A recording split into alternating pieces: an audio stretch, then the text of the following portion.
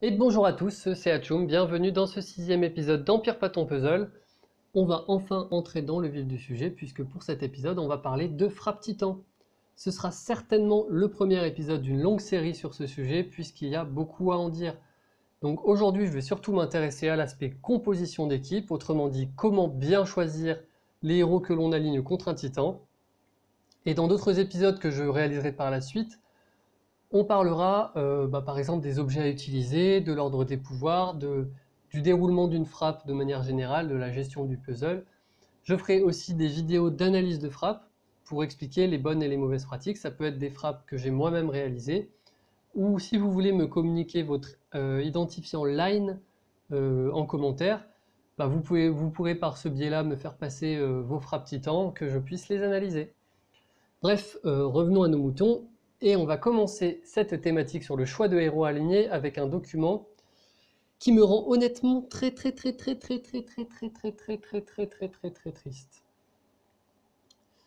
Et pour moi, ce document, il fait vraiment un ravage dans des alliances en fait. Il y a des alliances qui pourraient avoir des titans bien meilleurs s'ils savaient simplement comment les taper. Et c'est à cause de ce genre de document là, que j'ai sous les yeux, que les gens font n'importe quoi. Donc ça, c'est un document qui nous dit que, par exemple, contre un titan vert, il faut 3 rouges, un jaune et un violet. Ok, 3 rouges, pourquoi pas, ça dépend lesquels. Après, non, on peut se poser la question en tout cas. Un jaune, je mets quoi? Je mets Vivica, je mets Ciao. Puis un violet, je mets qui? Je mets, je sais pas, je mets Rigard. Je sais pas, mais bon, bref. Ça, c'est vraiment pas un document fiable. La couleur, certes, c'est important, mais ce qui est intéressant et important de regarder dans une frappe titan, c'est principalement les pouvoirs en fait des héros que vous allez aligner. Et vous allez voir dans ma vidéo, là, je vais essayer d'expliquer les différents rôles que vous allez chercher à avoir dans une équipe titan. Donc on va y passer dès maintenant. Donc je vais prendre en support mon deck, hein, mais voilà, moi je vais essayer de balayer large, de parler plutôt de rôle que vraiment de héros en lui-même. Mais bon, qu'est-ce qu'il faut dans une équipe titan?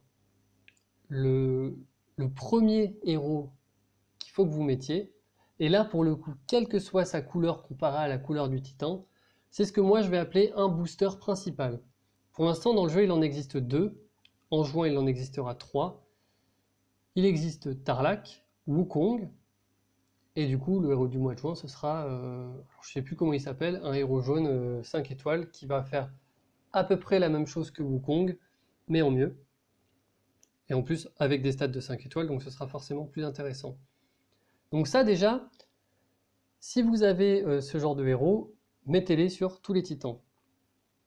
Ensuite, si toutefois vous n'avez pas Wukong ou Tarlac, hein, ça peut arriver, je parle surtout pour les gens qui débutent le jeu, qui ont moins d'un an d'ancienneté sur le jeu, ils n'auront pas forcément eu Wukong dans leur camp, remplacez-le par ce que je vais appeler moi un booster secondaire.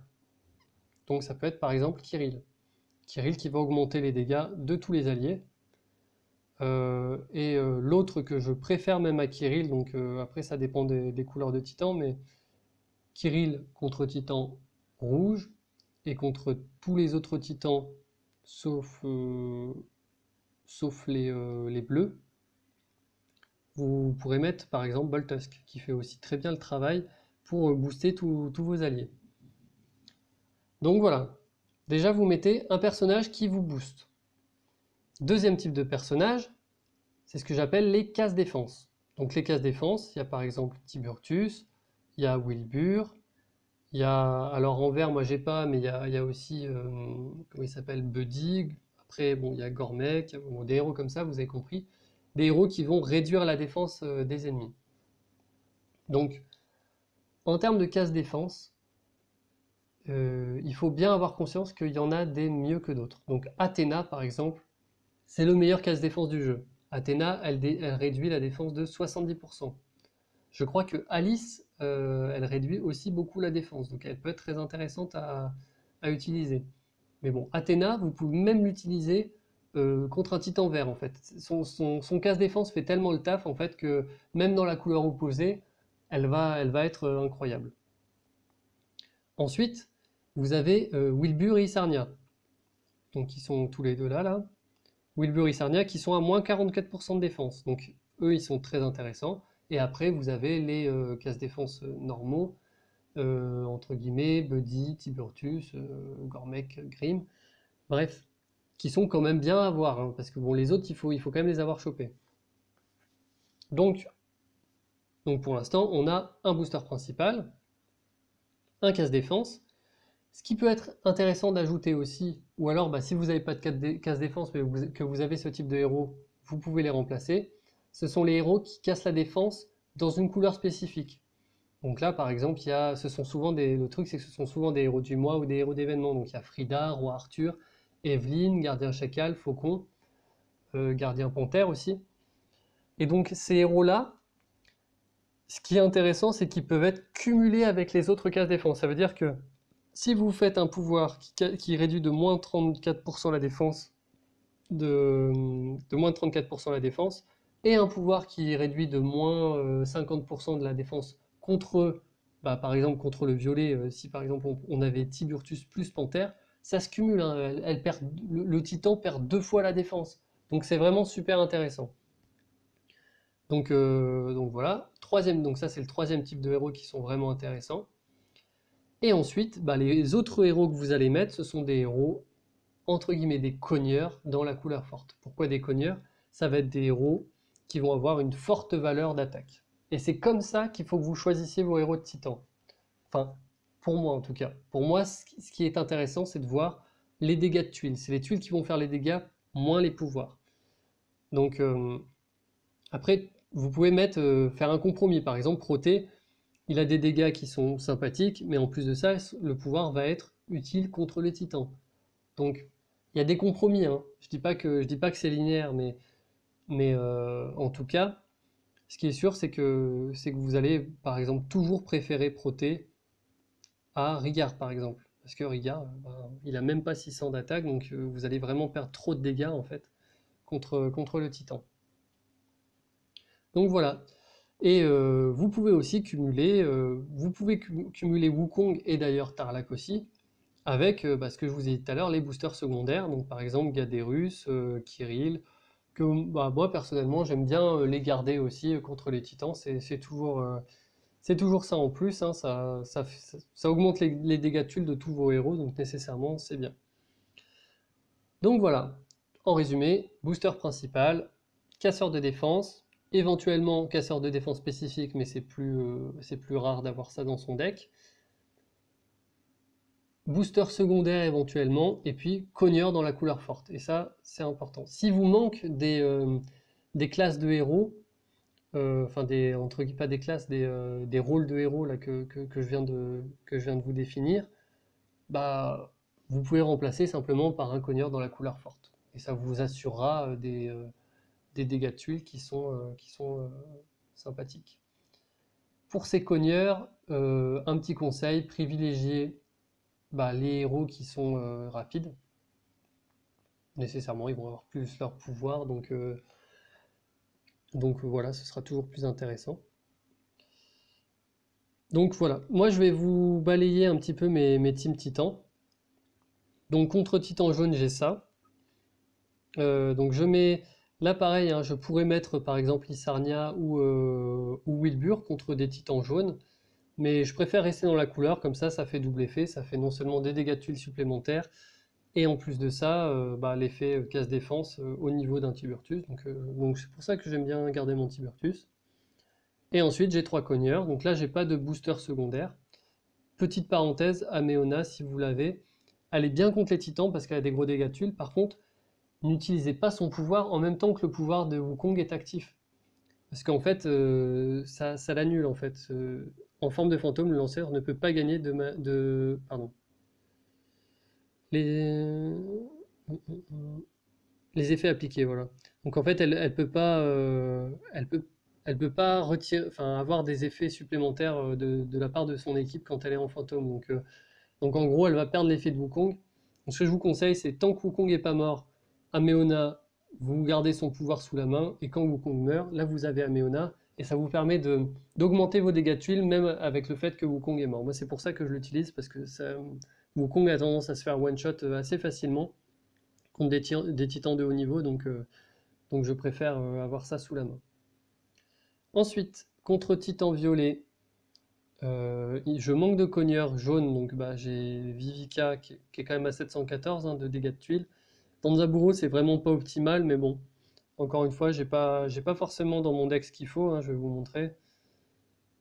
Léonidas, il est à 614, donc il est bien inférieur. Elle est à 614, elle est à 616. J'ai une deuxième boue.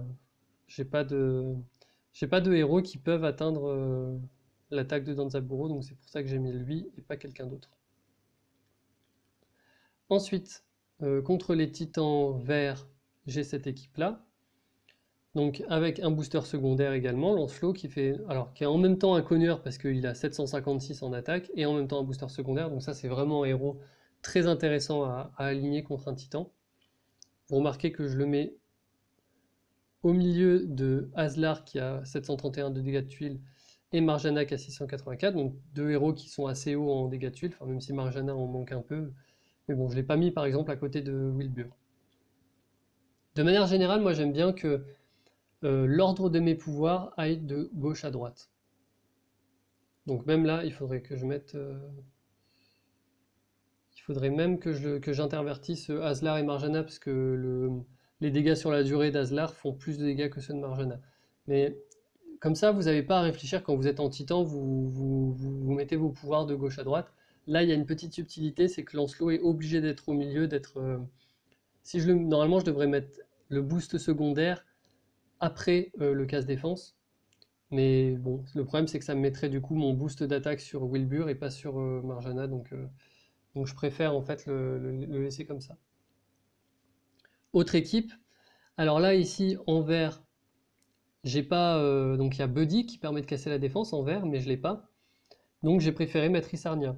Encore une fois, moi je trouve ça intéressant et très important d'avoir un casse défense. Donc j'ai privilégié Isarnia à mettre par exemple un autre vert encore. Voilà. Et enfin, ma team contre les titans rouges, c'est celle-ci. Avec la petite subtilité que Grim, je le mets à la fin parce que souvent j'utilise même pas son pouvoir. Parce que quand le pouvoir d'Isarnia est enclenché, il ne faut pas faire celui de Grim, sinon vous perdez le bonus de... Enfin, comment dire, le titan passe de moins 44% de défense à moins 34% de défense. Donc ça veut dire que vous perdrez des dégâts de tuiles. Donc vu que souvent je charge avec de la mana mes héros, j'envoie Isarnia et puis Grim, je l'envoie pas après quand il récupère sa mana. Voilà, donc ça c'était des exemples de Team Titan. Simplement pour vous dire, j'ai créé un document qui retranscrit un petit peu là tout ce que je vous ai dit, donc qui vous explique un peu comment construire votre équipe. Il explique aussi un petit peu des stratégies pour faire, donc ça j'en parlerai dans d'autres vidéos, mais il y a de la stratégie pour maximiser les frappes titans, de la gestion de puzzle. Donc voilà, ce document je le mets en description. Vous pouvez le consulter, le faire tourner dans la communauté, moi ça me va très bien. En tout cas, n'hésitez pas surtout, si vous avez des commentaires, si vous êtes en dilemme pour choisir tel ou tel héros, n'hésitez pas dans votre équipe Titan par exemple, n'hésitez surtout pas à me contacter, à m'envoyer un petit message, je vous répondrai. Et voilà, si vous voulez m'envoyer des frappes titans que je puisse analyser, n'hésitez pas à me contacter sur Line. Donc moi, mon idée c'est Hatchoum, comme le ton de ma chaîne sans le 1, ou comme mon pseudo là qui est écrit ici. Donc voilà. J'espère que cette vidéo vous aura plu. Lâchez un petit pouce en l'air, un abonnement au passage, ça me fera toujours plaisir. Et puis à la prochaine pour une autre vidéo, sûrement sur la suite des frappes titans. Allez, ciao!